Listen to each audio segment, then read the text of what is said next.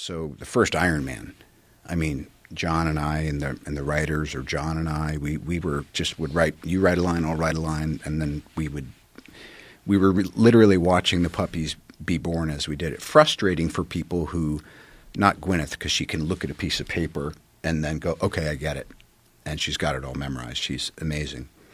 But what's for the highest good? Sometimes it's very self-indulgent to come in and hand out new pages or say, oh, I'm not saying that, so feed me that. You know what I mean? You need an environment of respect. But I like discovering things. How much of acting is managing those weird relationships that you have with these other people that you're acting with? Like you've made some references to people changing other people's lines and not being prepared. I got out of acting for that very that was the thing that I went from a world of stand-up comedy, which are just a bunch of crazy people, to actors, which are a bunch of crazy people but in a different way. Yep. And the managing all the different characters and all the different personalities, how hard is that? That seems like that could really get in the way.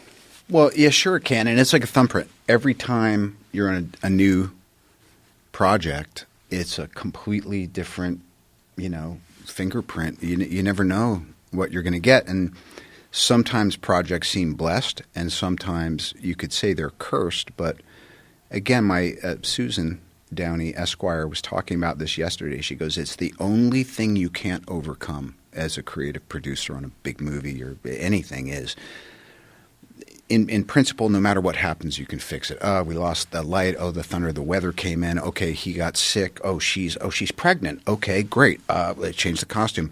You can't overcome personalities. Do you meet up before you commit to a role? Do you ever say, I want to meet Captain America and find out what the fuck that guy's really like? By the way, I mean, I love that you think I'd have the authority. Did you cast this guy? All right, let me get a taste of him. I'll tell you if he can stick around. I'm really interested in doing that, but can we all have a group dinner or something like that? Yeah. Can I meet these guys? My crazy? MO is always, let's mind meld, let's get together, let's work weekends, let's spend time together, because you can't replace that familiarity, but so you have to try to build it. And sometimes it happens very naturally. Like, I adore Chris Evans. I can't even tell you why. He's a Boston guy. He's technically such a brilliant actor, but he also doesn't take himself seriously. He's flaky, but he's the first guy you would want to have your back if something went down. And yet we're different enough where I feel like by being who we are and then both having those characters, we were able to, I think, I thought Civil War was a special moment in the arc of the Marvel films about turning one against the other and what it meant, and so sometimes you just get lucky. As a matter of fact, the whole Marvel universe, possibly without exception, just happens to be a really well what do you call that when you put together something curated group of souls. Do you think that you could do Tropic Thunder today? Would that be possible? Oh, you could do it.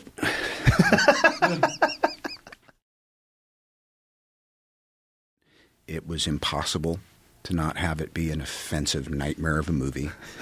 And 90% of my black friends are like, dude, that was great. What about the other 10%? I can't disagree with them, but I know where my heart was. Yeah. And I think that it's never an excuse to do something that is out of place and not of its time. But to me, it was just it was a blasting cap on. And by the way, I think White Chicks came out pretty soon after that. Yeah. And I was like, I love that. Yeah. I was like, that was great. Yeah. So,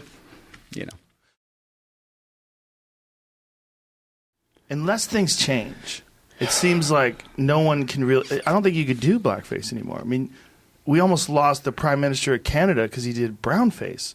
He pretended to be Saudi Arabian, right? Yeah. He did Arabian Nights in high school or something like that.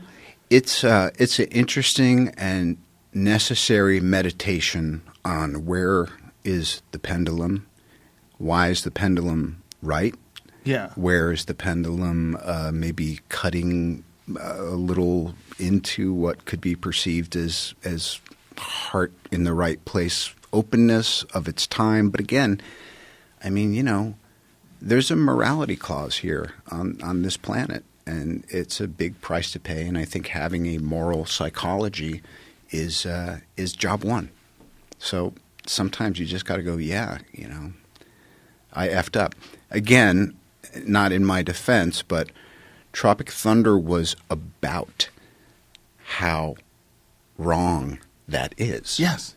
So I take exception. No, I think you could do it today. I think you could. I think it could be done today. There would be so much outrage, but there would also be people cheering. And if we boiled down all the bullshit and got to the actual result of what the film did, it's fucking hilarious. To this day, I watched it again about a year and a half ago. It's a great movie. It's a great, fun movie. Yep. I mean, it's ridiculous, over the top, hilarious. And it worked, and your portrayal. I mean, it wasn't egregious. It wasn't. It was necessary. It made sense. All of it fit. There's square pegs and square holes. I was just thinking square peg. I don't know why I was thinking. Oh, I was thinking about Sarah Jessica Parker on the ride over here. Isn't that crazy? I think I drove by. Is it that Warner Park near here? Yeah. I think she went to school over there when she was doing a show. Anyway, interesting. Yeah, it worked. But it might be the last time we'll ever see a studio take a chance on a guy wearing blackface and the prolific use of the word retard.